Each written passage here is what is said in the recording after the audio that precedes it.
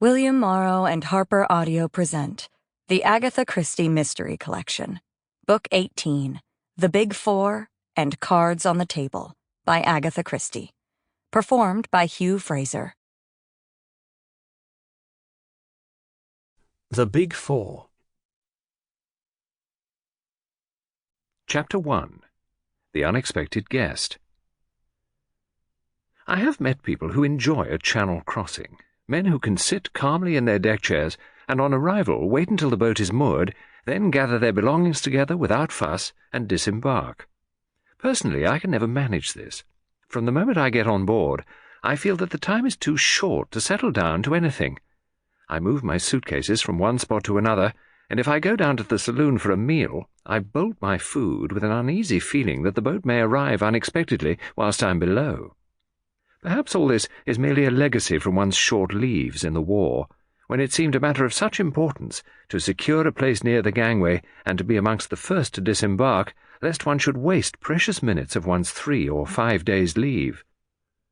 On this particular July morning, as I stood by the rail and watched the white cliffs of Dover drawing nearer, I marvelled at the passengers who could sit calmly in their chairs and never even raise their eyes for the first sight of their native land. Yet perhaps their case was different from mine. Doubtless many of them had only crossed to Paris for the weekend, whereas I had spent the last year and a half on a ranch in the Argentine. I had prospered there, and my wife and I had both enjoyed the free and easy life of the South American continent.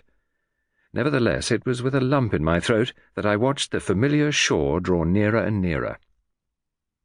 I had landed in France 2 days before, transacted some necessary business, and was now en route for London. I should be there for some months. Time enough to look up old friends, and one old friend in particular, a little man with an egg-shaped head and green eyes, Hercule Poirot. I proposed to take him completely by surprise. My last letter from the Argentine had given no hint of my intended voyage. Indeed, that had been decided upon hurriedly as a result of certain business complications, and I spent many amused moments picturing to myself his delight and stupefaction on beholding me. He, I knew, was not likely to be far from his headquarters.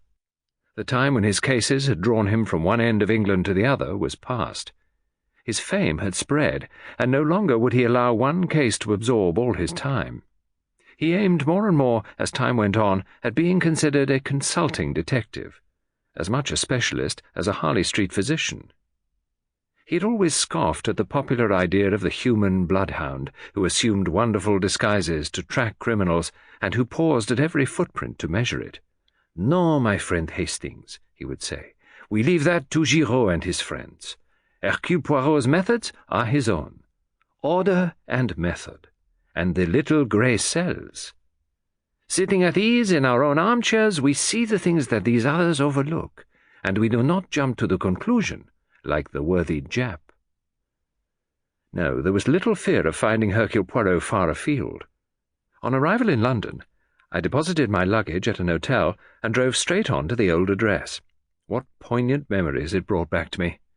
I hardly waited to greet my old landlady, but hurried up the stairs 2 at a time and rapped on Poirot's door. "Enter, then!" cried a familiar voice from within. I strode in. Poirot stood facing me. In his arms he carried a small valise, which he dropped with a crash on beholding me. "Mon ami Hastings!" he cried. "Mon ami Hastings!" And rushing forward, he enveloped me in a capacious embrace. Our conversation was incoherent and inconsequent. Ejaculations, eager questions, incomplete answers, messages from my wife, explanations as to my journey were all jumbled up together. "I suppose there's someone in my old rooms?" I asked at last, when we had calmed down somewhat. "I'd love to put up here again with you." Poirot's face changed with startling suddenness. "Mon Dieu! But what a chance épouvantable! Regard around you, my friend." For the first time I took note of my surroundings. Against the wall stood a vast arc of a trunk of prehistoric design. Near to it were placed a number of suitcases, ranged neatly in order of size, from large to small. The inference was unmistakable. "You are going away?" "Yes. Where to?" "South America." "What?" "Yes, it is a droll farce, is it not? It is to Rio I go, and every day I say to myself, Sample complete. Ready to continue?